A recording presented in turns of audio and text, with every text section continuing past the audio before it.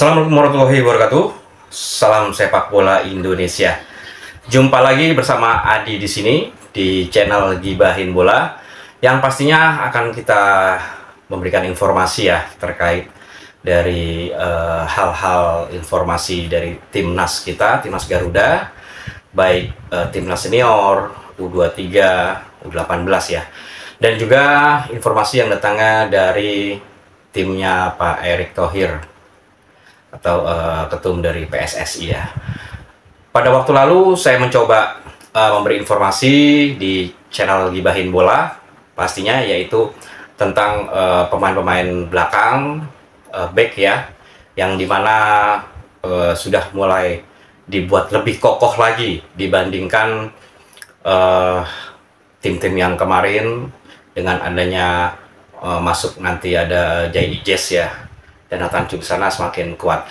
Dan sempat juga saya sedikit diskusi, saya kritik sedikit untuk masalah pemain depan ya, atau striker ya. Jadi istilahnya percuma saja ketika timnas kita diperkuat belakangnya atau back diperkuat ya, namun untuk pemain depannya tidak produktif, percuma saja dalam suatu tim di persepak bolaan. Dan ada informasi pastinya akhirnya STY dan juga Pak Ketum Erick Thohir menyadarinya ya, harus menyadarinya bahwa kelemahan kita juga ada di lini depan atau lini serang ataupun striker. Di situ meskipun sudah ada Rafael Sturridge, sudah ada Dimas Derajat, sudah ada juga banyak pemain depan juga ya, seperti Hoki Caraka, namun mereka masih belum bisa menghasilkan pundi-pundi gol yang datangnya dari striker timnas kita. Dan informasi yang terbaru saat ini yaitu kita akan mencoba mencari amunisi baru, yaitu striker ganas untuk timnas kita, timnas Garuda, yang datangnya dari kelahiran Rotterdam ya, Belanda ya, tepatnya di 23 Februari 1997, yaitu Ilyas Al-Haft, yang dimana usianya 26 tahun. Dan dalam usia tersebut ya pastinya pemain tersebut ya striker ganas, yang katanya striker ganas, nanti akan kita coba lihat nanti di debutnya ya. Dan klubnya itu di FC Noah, sudah berpengalaman juga di Liga Armenia pastinya. Dalam posisi sebenarnya dia di wingers ya, atau di sayap, wingers kanan. Dia punya kekuatan di kaki kirinya yang luar biasa, tendangannya cukup keras, dan juga skill dribbling bolanya juga luar biasa ya. Skill-skillnya, kucek-kucekannya juga melewati lawan itu cukup luar biasa juga. Dan pengalaman dia, Ilyas Al-Haft ini, FC Noah, dia pernah juga membela timnas Belanda di U18 dan juga pernah membela timnas Belanda juga di U20. Mudah-mudahan sih untuk proses naturalisasinya ya tidak ada kendala, meskipun dia di U18 maupun U20 pernah punya pengalaman bermain di timnasnya.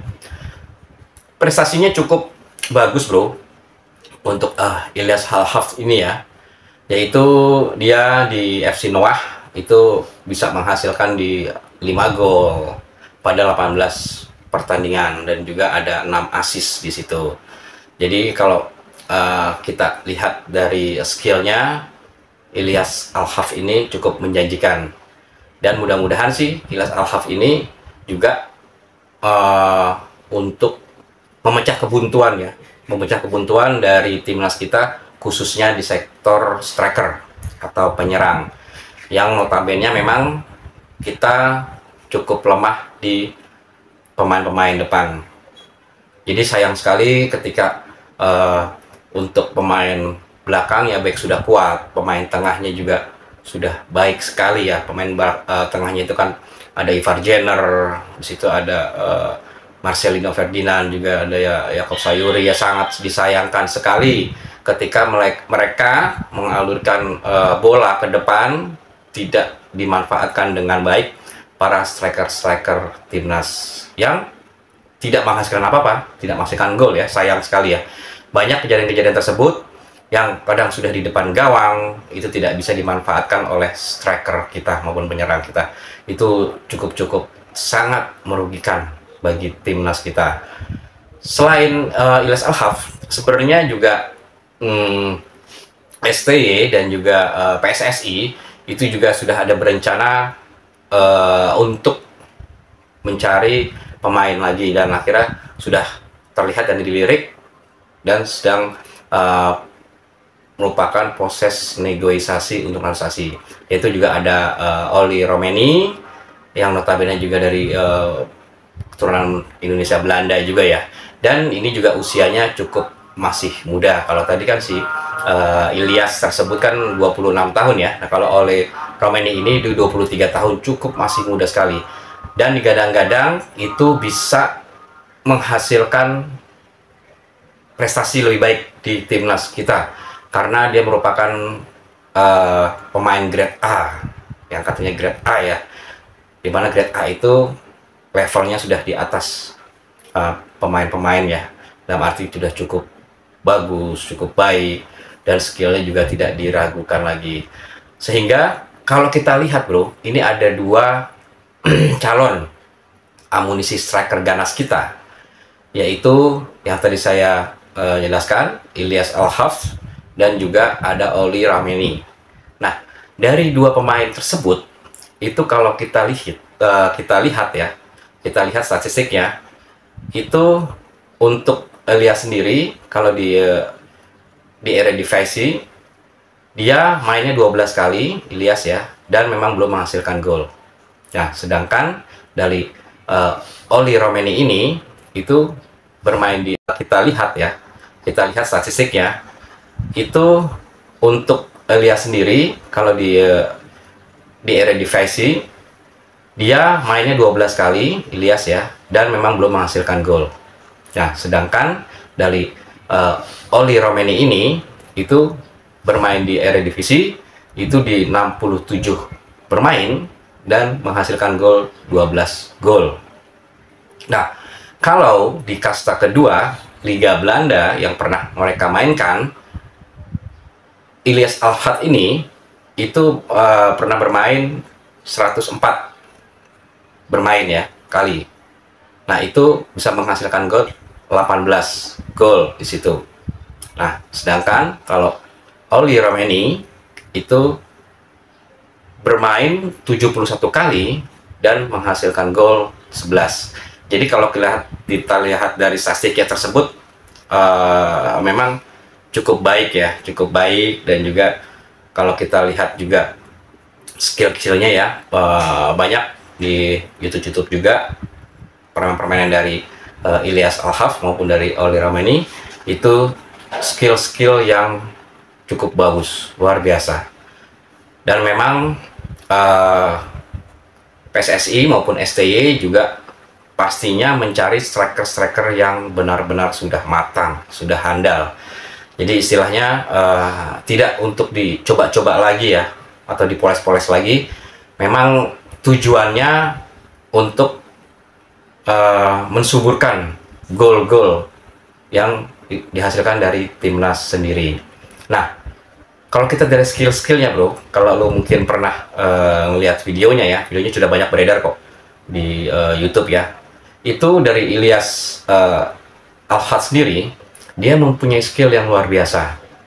Dari dribbling bolanya itu cukup bagus, dan gocet-gocetan melewati para lawan, pemain lawan itu bagus sekali, luar biasa.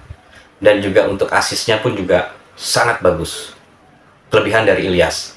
Nah, dari Olly sendiri, Olly Romeni itu kalau kita lihat bro, di skill dan videonya itu dia penempatan posisinya Olly itu bagus sekali.